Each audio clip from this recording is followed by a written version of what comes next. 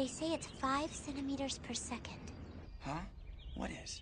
The speed of falling cherry blossom petals is 5 centimeters per second. Really? You know a lot of stuff like that, Akari.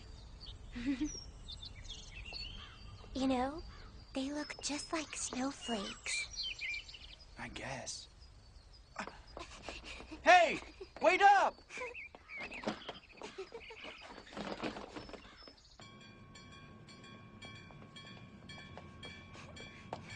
Akari! Takaki. I hope that we see the cherry blossoms together next spring. いつでも探しているよどっかに君の姿を向かいのホーム路地裏の窓こんなとこにいるはずもないのに There are just some things that can make anybody cry, no matter how hardcore they say they are. And this anime, 5 centimeters per second, happens to be one of those. There are some animes like Clannad and Anohana who really don't have a specific genre. But when you find that anime that you just fall into another world with, it's a truly beautiful thing. Hello, I'm AnimeboyAKC, and today I'm going to be reviewing 5 centimeters per second. I can hear the comments, this is not an anime, this is an animated movie! Well, yeah, I'm 100% aware of that, but it still counts as an anime if you really think about it. So, I shall be reviewing it because I said so. Like I was saying, this is a part of my trifecta. I have 3 animes that I just put into one genre because they don't have their own. Clannad, Anohana, and this one being 5 centimeters per second. No matter what, those 3 animes really have a lot of emotional, what's the word I'm looking for? Turmoil, I guess you can say. Their entire story is based around sadness and wanting to rip your heart out. There are some animes where sad little tidbits are sprinkled in, you know, every other episode, but with this movie, which happens to have 3 parts, the entire thing, there are just people sitting around in an Oval Office like, so how can we find a way to rip people's hearts out? It is not the best thing in the world, totally not the best thing in the world, there are tons of flaws, but if you love this as much as I do, there is no reason why you shouldn't. Without further ado, let's get into the actual review that rhymed, starting with the first episode.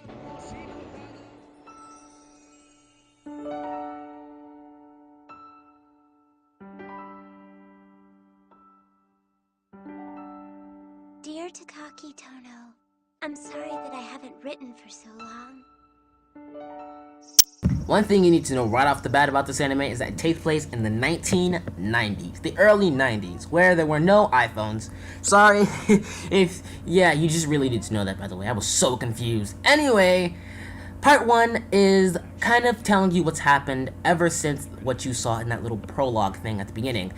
After their elementary school graduation, the main character, Takaki Tono, and Akari Shinohara, sorry, I had a brain fart right then. They, moved away from each other. Takaki Tono moving because of his father's job every freaking week. I'm sorry, it just seems like he's moving all the time. And Akari moving for some unknown reason that I really can't remember. They are sending each other letters because that's what friends do. They are now in middle school and living their own separate lives, but still together, maintaining that long distance friendship. This is very powerful, and the beautiful animation and great music is very present in the first part, although it could be very difficult to understand what's going on if you're not really paying attention or you're just plain dumb, like I am, because I was very, very lost. They are both in their first year of middle school, which is great, because you know that they're actually 13, unless I am missing something. Anyway, I totally 100% recommend the sub version, besides the dub. Wow, English. Why? Well, the sub is just better. And I'm not trying to be that stereotypical otaku who's all like, you gotta watch the sub, man. There is a very, very big emotional attachment to the sub version that I have. Why are you showing us the dub then? Shut up, that guy. It's always that guy. I'm showing you the dub because this is the only version I can actually get footage of. But the sub, there is this thing you need to know about Japanese culture, but if you're an otaku, you should probably know this. It's very rude and uncustomary to call somebody by their first name in Japanese, in Japan, okay? It is very common to call somebody by their first name in English. In elementary school, Takaki and Akari were already calling each other by their first names. That is showing how strong their friendship and connection was. In English, you kind of just bypass that, you know? You kind of just like, oh, well, they're calling each other by their first names. That's totally not out of the ordinary. I'm just gonna ignore that. But when you're watching it in Japanese, you're all like, holy crap, did he just call her by her first name? Did she call him by his first name? What's going on? Anyway, I thought you guys just needed to know that. Anyway, the main plot for the first part is that these two middle schoolers apparently can leave their houses when they're barely in their double digits. So they leave their houses and they're going to meet each other at Akari's train station. Now, that's actually causes a lot of troubles considering that it starts snowing and everything from then just totally gets screwed up. And guess what? Takaki's moving again! Isn't that great? Now that you know what the plot is, without giving away too much, it's the ending is very, very, very satisfying, and I enjoyed the first part more than any other part that this movie had to offer. It's just so beautiful. Now, the only thing that really got me was the awkward silences, because Takaki had nobody to talk to. And while you're all like, guys are probably all like, well, he had nobody to talk to, there was no music either. So it's not like, oh, well, at least there's music in the background to hide this awkward silence. No. There was nothing. Here's an example. When service will resume. I repeat, due to heavy snowfall, service for this train will be delayed for the sake of route rescheduling. We apologize for this delay, but at present aren't at liberty to say when service will resume. You guys, you feeling me? You feeling me? Okay, anyway. So, that's all I have for the first part, and moving on to part 2.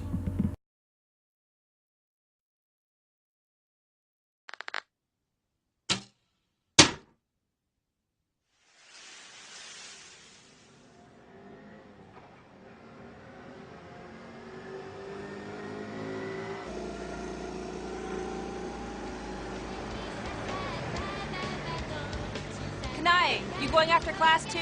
Yeah, how about you, sis? Sure, but make sure you do your homework too, okay? I will.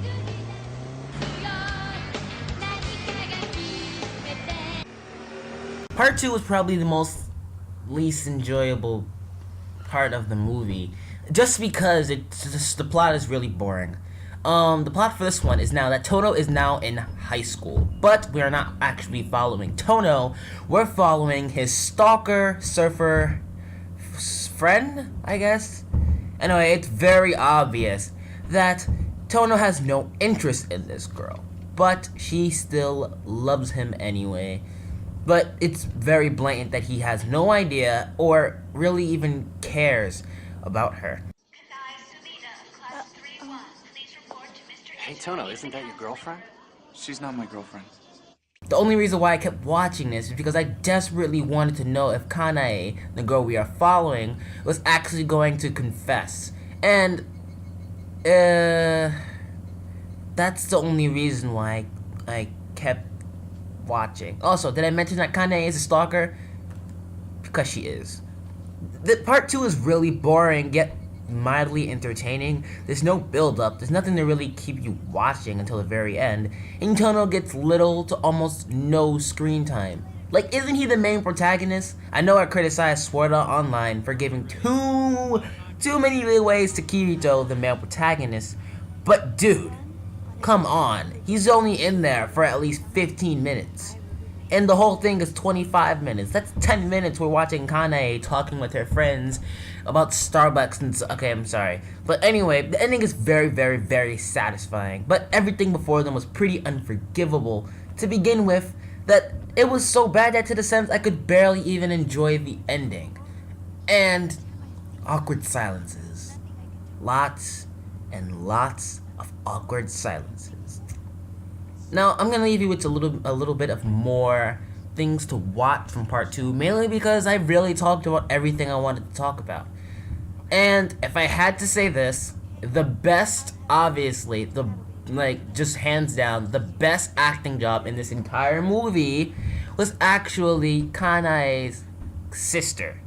Which is very weird because she's only in here for like 2 minutes. But I give props to whoever played Kanae's older sister. Hands down, congratulations. Anyway, here is some more footage from part 2 of 5 centimeters per second.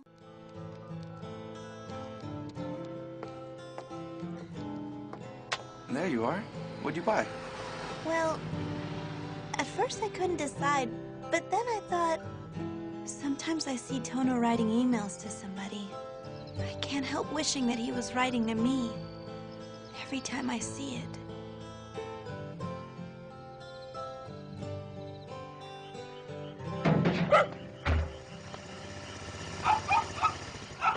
Hey, Cub, I'm home. Come here, Cubby. I'm back now.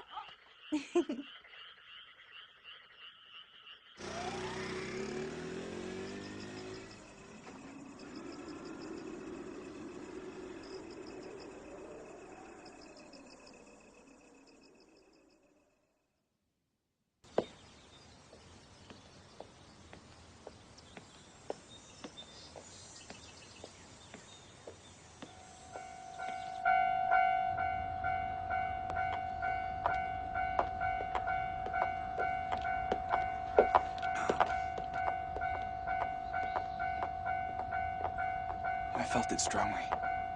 That if I turned around at that moment, she'd have turned to look at me too.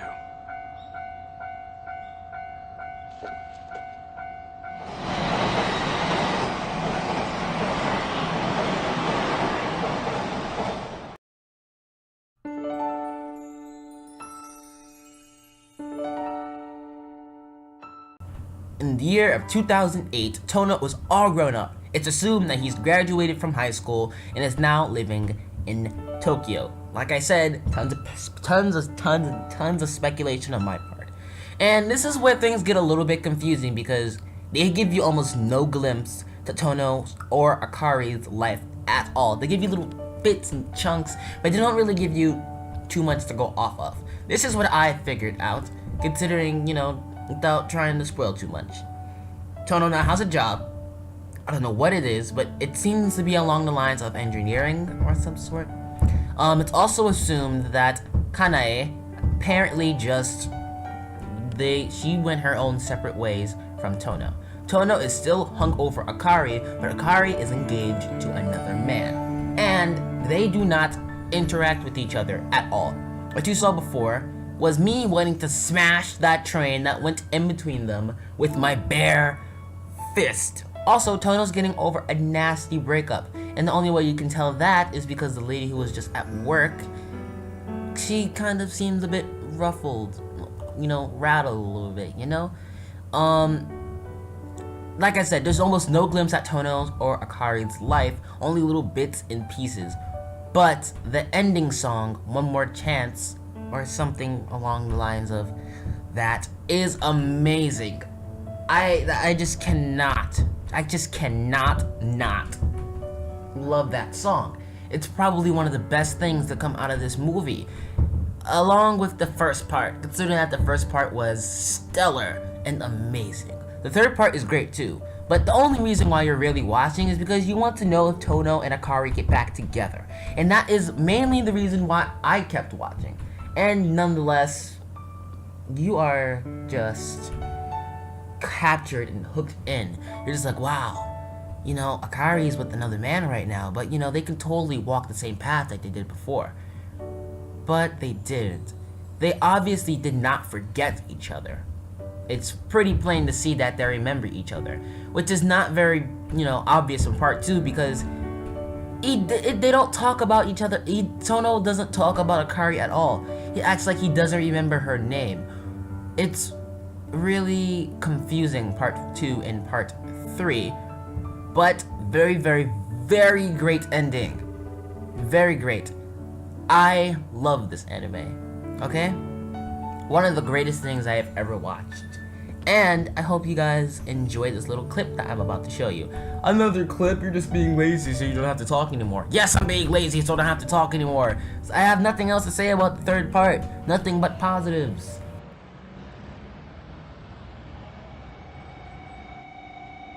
Yesterday I had a dream. A dream of long ago. In the dream, we were still 13 years old. And we were standing in a field covered with snow. Where in the dim light from distant houses, Our footsteps were all that could be seen in the new fallen snow. And because of that, we both believed, without any doubt, that someday, together, we would watch the cherry blossoms fall again. again. いつでも探しているよどっかに君の姿を向かいのホーム路地裏の窓こんなとこにいるはずもないのに願いがもしも叶うなら今すぐ君のもとへできないことはもう何もない全てかけて抱きしめてみせるよ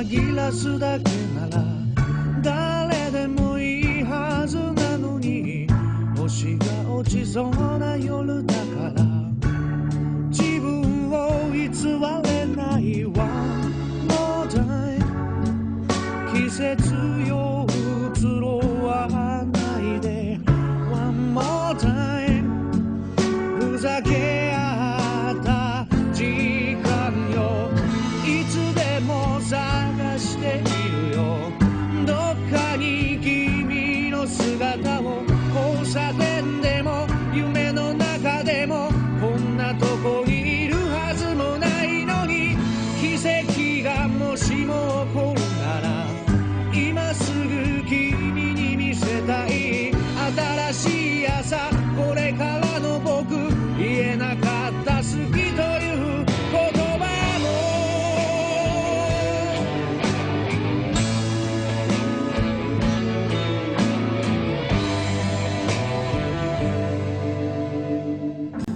It's plain to see that, like I said at the beginning of this, the entire premise of this movie was to 100% make you feel like utter crap for the next week. I regret ever watching this movie again, but it gives a different spin on love stories. For some reason, everybody gets the idea that love is happy, and no matter what, you're always going to love that person. But this movie, obviously, it's like, nope, that's not how love works. And it gives an entire new spin on it. You don't have the classic love story where they end up together at the end. Instead, you have this story where they're trying so hard to forget about that time, trying to move on.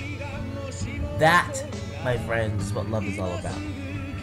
I'll be here all week. If you need love counseling, I'll be here. Just send me a message on Google Plus, and I'll totally 100% answer between 24 hours and 10 years. This is all for the review. I just kind of like the song, and I just wanted to listen to it again. That's why I showed you that clip specifically. And it's kind of powerful. I mean, you can watch this clip and not even watch the first part, and you can still feel somewhat down after watching just the musical part, which is pretty, if you ask me, that's a very, very, I'm not sure if that's a good thing or a total bad thing. But I will say this. If you're going to watch it, do not, I swear, do not watch this with a group of people. Because if you are that one person who cries, everybody's gonna be like, you remember when you cried when we were watching 5 centimeters per second the other day? And I'm gonna be all like, shut up before I rip your face off. That being said, that is the end of the review. And if I had to actually rate 5 centimeters per second on a scale from 1 to 10, let me do some math for a second. Let's see. After 100% watching this, again, writing down everything that I was going to say inside of a document, working on this for about 10 hours, I have come to the conclusion that 5 centimeters per second deserves an 8.22. And I told you 100% you watch this. You can watch it on YouTube. That's where I got this footage from. I got the entire movie off of YouTube and I just downloaded it. Woohoo! So, that's actually illegal. But, nonetheless, you can still do it. Just, you didn't hear it from me. Anyway, this has been a review with AnimeboyAKC. I will see you guys later. Bye-bye.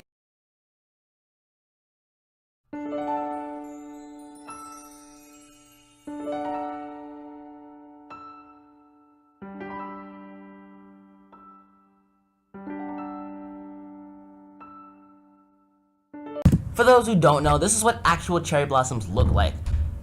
It looks really nice in anime, but in reality, all it really does is just make a mess.